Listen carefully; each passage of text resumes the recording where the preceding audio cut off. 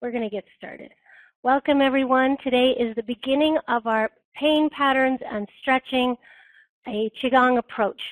I'm very excited to offer this material to you guys. It is very significant for people's recovery from injury or dysfunction with a joint or pain patterns that they do a combined approach. So we need Qigong exercise to increase energy circulation and blood flow through the body. But we also need stretching when there is the likelihood that a knot has formed or a trigger point has formed within a muscle. What trigger points are is a little bit complex, but you can think of it in terms of a really big energy blockage or a knot in a muscle. And when we do Qigong exercises, they're flowing, the energy flushes through that area to kind of melt away that blockage. But the blockage, depending on how jammed up it is, can take a long time to have it melt away with Qigong exercise alone.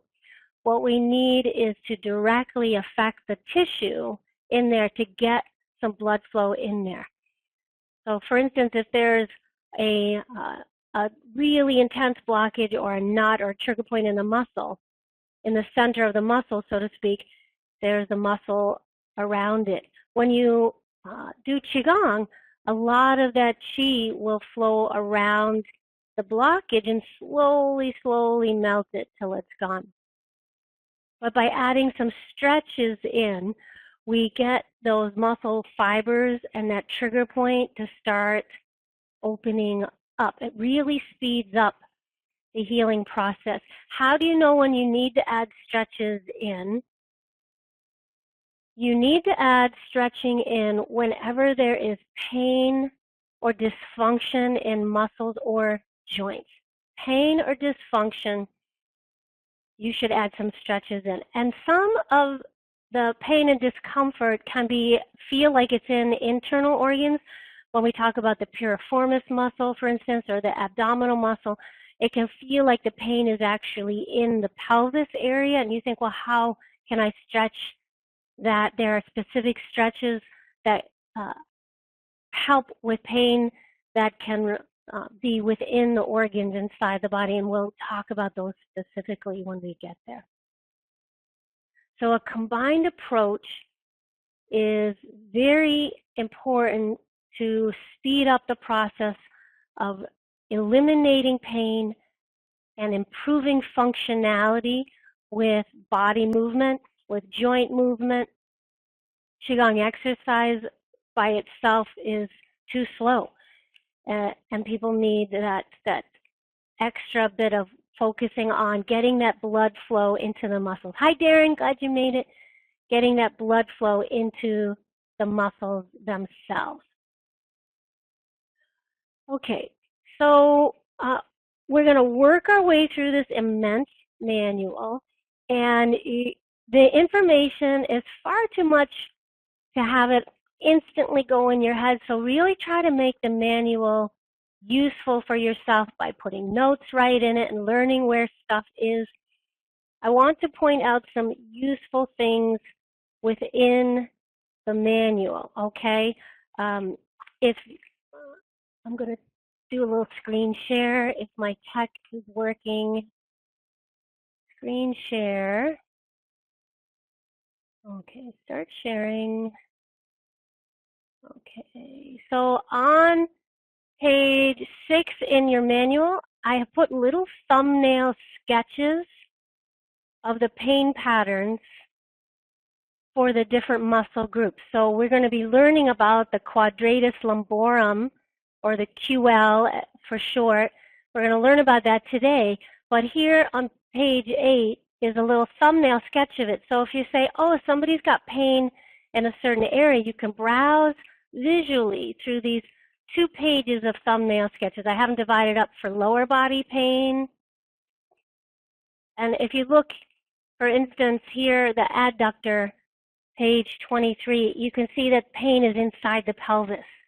That's one of the examples of where some organ kind of symptoms might be involved. And then I've got the muscles sketches, thumbnail sketches for the upper body. So you could say, where's the person's pain? Okay, it's in the elbow. Which of these muscles are involved? And you can look at the pain patterns right here. That's a useful way to access and make this information really powerful for you to utilize to help with this function. Another really useful thing is at the end of the manual. I'm sorry, I'm zooming to the end of the manual. The very end of the manual, I have put in stretching routines, okay?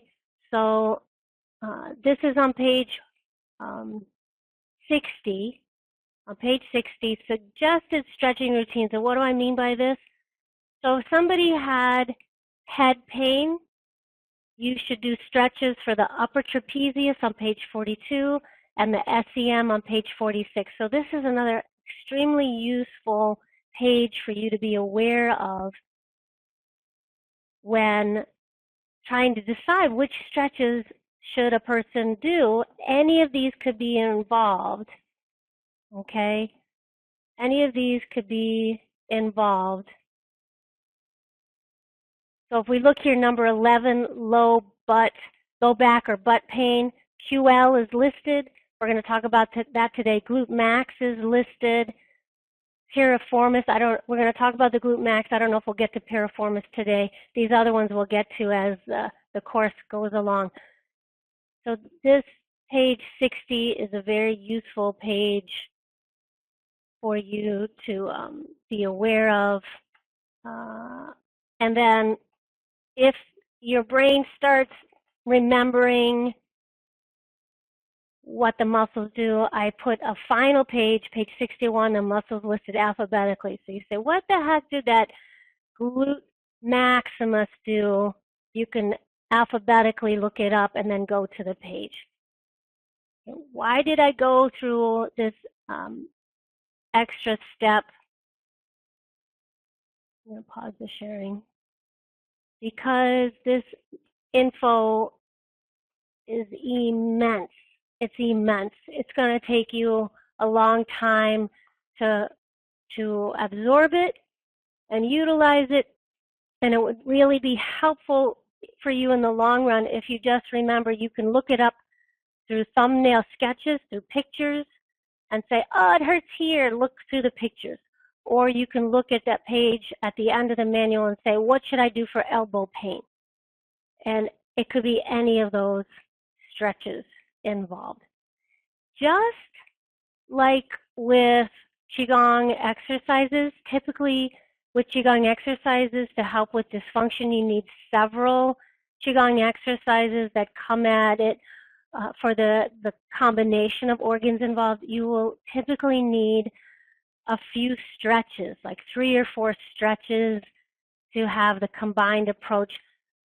Because if you have shoulder pain or shoulder dysfunction, there are many muscles that are involved.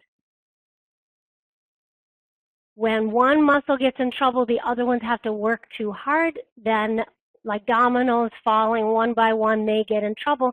It's hardly ever just one muscle that's involved. Hardly ever is it just one muscle. When we use stretches to help relieve pain and improve functionality, it's like untangling a ball of yarn that's gotten tied up in a knot. When you have a ball of yarn that's tangled up, how do you untangle it? With patience, right? How do you do it? You start wiggling each little loop. Each little loop you start wiggling, softening up all the knots so that it starts to unravel. As you loosen up all those knots, the big ball of yarn that's knotted up opens up. What happens if you try to pull hard on any one of those little loops in that knotted up ball of yarn? You pull hard on a loop, the whole thing tightens up.